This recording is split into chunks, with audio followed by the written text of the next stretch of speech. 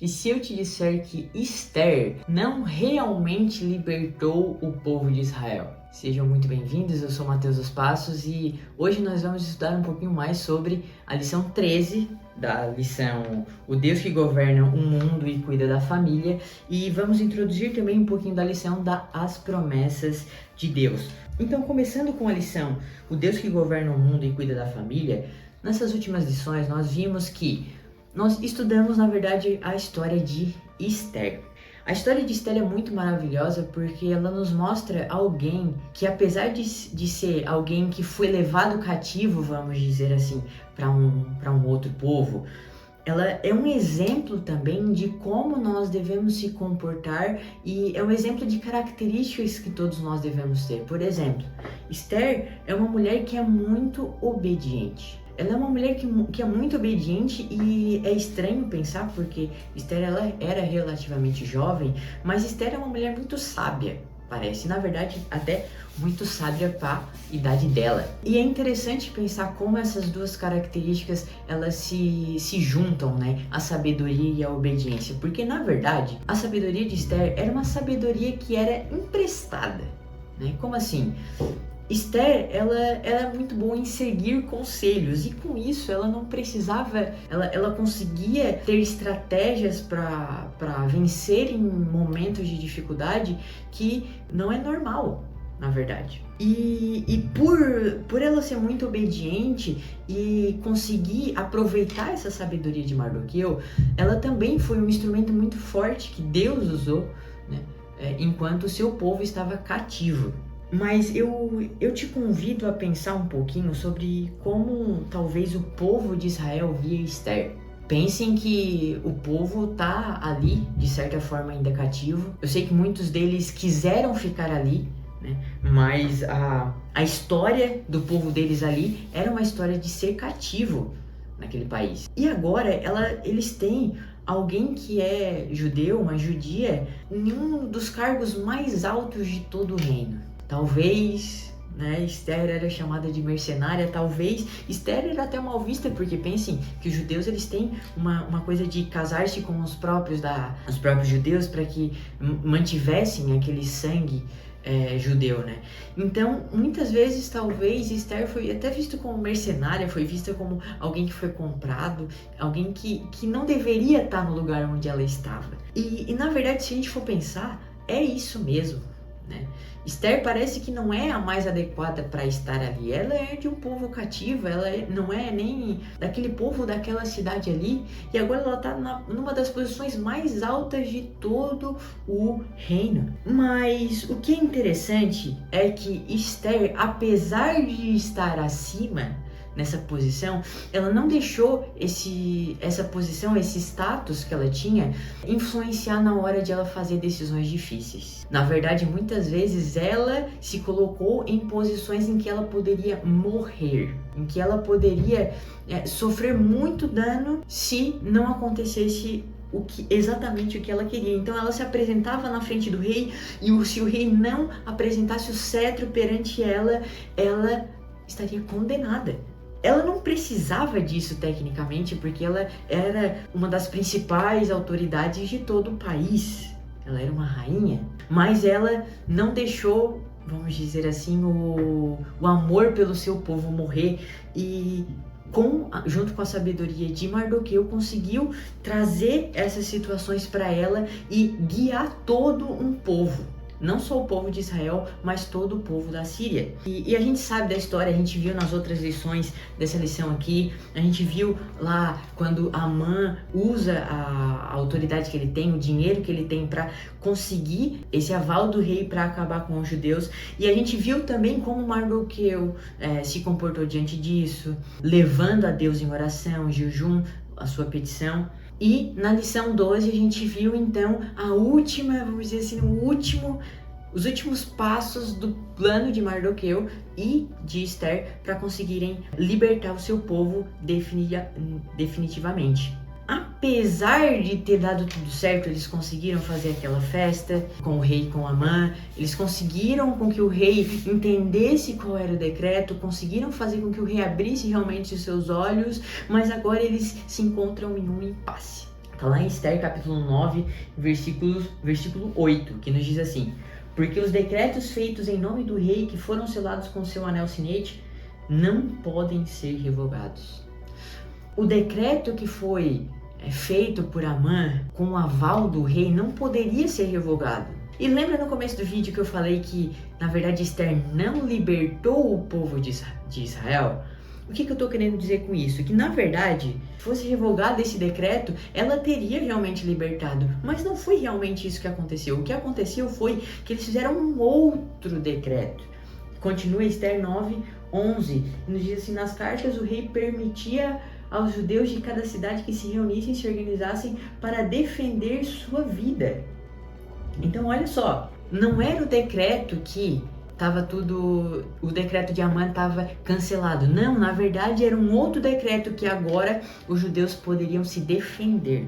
E por que eu estou falando isso? Porque quando a gente fala em que a Esther libertou, quando eu penso em alguém me libertando, por exemplo, né? Se eu tô lá preso com correntes em meus braços e eu vou falar assim: ah lá, o carcereiro me libertou. Eu tô aqui, né? E o carcereiro vai lá e tira as correntes e pronto, ele me libertou. Quando a gente fala libertou, parece que é uma ação só da pessoa que liberta, não da pessoa que é libertada. Mas não foi isso que aconteceu. Na verdade, Deus, através de Esther, deu uma oportunidade para o povo de Israel para eles lutarem.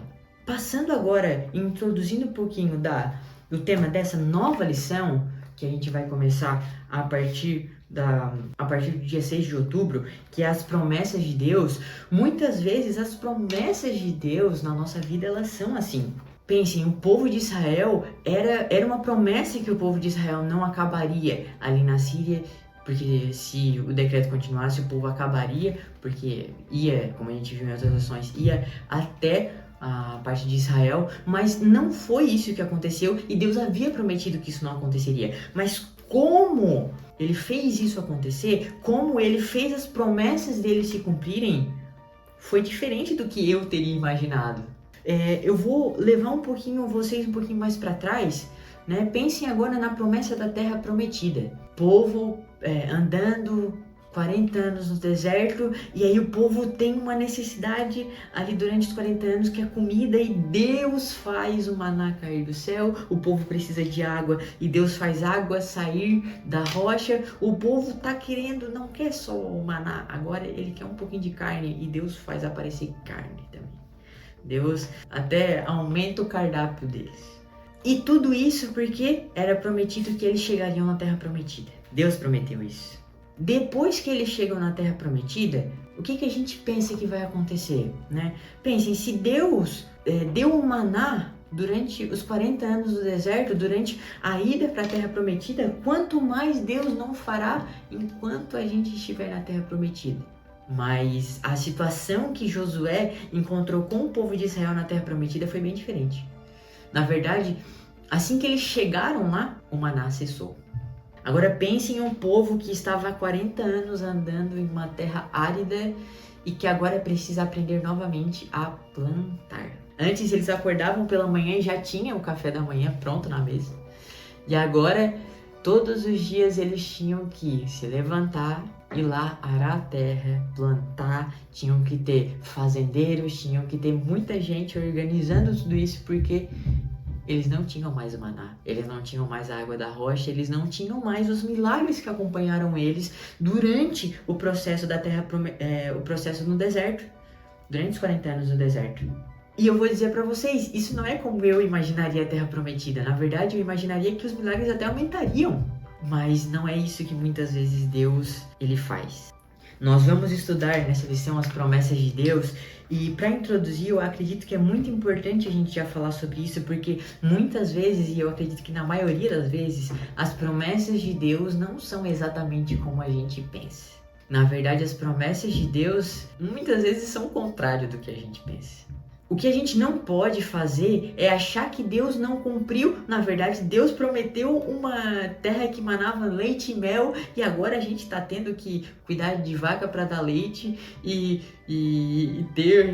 cuidar lá das nectarinas para dar mel. Não, e é exatamente assim. Muitas vezes, a partir de que Deus dá uma promessa pra gente, a partir da promessa que Deus dá pra gente, nós temos um papel a cumprir. E a gente muitas vezes não quer esse papel a cumprir, mas Deus quer nos levar para uma outra etapa. As promessas de Deus servem para nos levar para o próximo nível. Deus quer nos levar para mais perto dele e ele não vai conseguir fazer isso nos deixando sempre acostumados com as mesmas coisas. É normal para um pai dar mais responsabilidades para um filho enquanto ele vai crescendo. E aconteceu com o povo de Israel, que foi dado mais responsabilidades por Deus para eles depois que eles alcançaram as promessas de Deus. Mas o que eu quero dizer é que Deus não estava distante agora na Terra Prometida. Deus não deixou eles à mercê para que eles fossem... eu prometi a terra, vocês estão aí, agora se virem. Não. Na verdade, Deus estava atuando de uma maneira diferente na vida deles. O que antes Deus dava o maná, agora Deus está dando as condições do solo para que eles plantassem, colhessem e crescessem na agricultura. As partes onde eles tinham que guerrear, na verdade Deus estava dando oportunidades para eles para crescer em guerra. Pensem que foram 40 anos andando de um lado para o outro. Então eles tinham que ter um conhecimento em defesa, em ataque, para que eles pudessem também se defender dos outros povos. Deus ele usou a terra prometida e o que vinha com ela para levar o povo de Israel para o próximo nível. Mas não foi isso que aconteceu. O povo de Israel ganhou a terra prometida, teve a promessa de Deus cumprida, mas não conseguiu fazer a parte dele enquanto estava lá.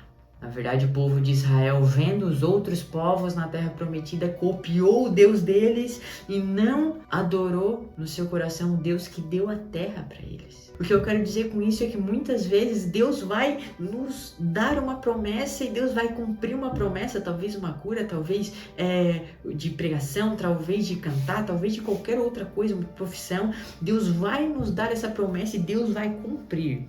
Mas o que nós estamos fazendo depois? Será que nós, assim como o povo de Israel, estamos esquecendo aquele Deus que nos cumpriu a promessa e indo para os deuses das outras nações porque eles parecem ser melhores? Será que a gente está deixando a promessa que foi cumprida de lado e não levando a nossa responsabilidade, que é agora de colher, que é agora de ser bom no trabalho que Deus nos deu, ser bom com a família que Deus nos deu, ser bom com o cargo que Deus nos deu na igreja, fazer aquilo com excelência? Afinal, Deus dá uma promessa que nós vamos ser pregadores, mas nós temos que estudar a Bíblia para isso. Deus dá a promessa que nós vamos ser cantores, mas nós precisamos pelo menos saber uma música para cantar. É importante que nós estudemos também técnica vocal, é importante que a gente saiba como projetar a voz, como segurar um microfone, porque isso é fazer com excelência para Deus. A reflexão que eu quero deixar aqui hoje é: Deus promete sim, Deus promete coisas muito maravilhosas, mas cada um de nós tem uma responsabilidade segundo essas promessas. A gente vai estudar um pouquinho mais sobre isso nas próximas lições, mas eu já quero deixar essa reflexão no seu coração. Não pense que a promessa de Deus acaba quando ela é cumprida. A promessa de Deus na sua vida, quando é cumprida, na verdade, é só o primeiro estágio para um próximo nível que Deus já está preparando. Amém? Muito obrigado pela sua atenção até aqui. Eu espero que nós nos vejamos na próxima. E é isso aí.